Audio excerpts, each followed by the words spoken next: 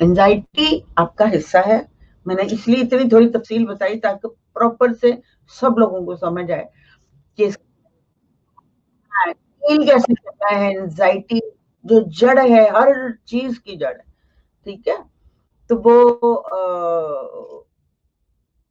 आपका बॉडी का पार्ट है, ठीक है, आपकी नॉलेज में होना चाहिए। वो किडनी में उसका बसेरा है।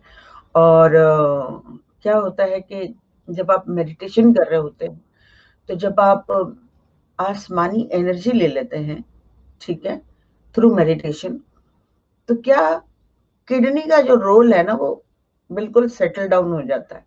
फिर किडनी कह रही हूँ, एंजाइटी का जो रोल है वो सेटल डाउन हो जाता है।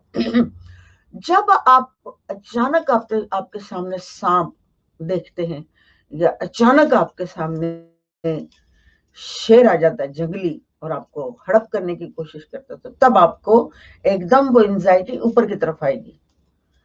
ये हो गया नेचुरल इस्तेमाल उसका, एंजाइटी का। आपको समझ आ रही है बात? हाँ, जो आपके अंदर कुदरत ने एंजाइटी को एक जगह रखा हुआ है, वो सांप, ठुआ, शेर, बिल्डिंग गिर रही है, कोई आसमानी आफत आ रही है, तो उससे जल्दी से फैसला करना वहां से भागने के लिए।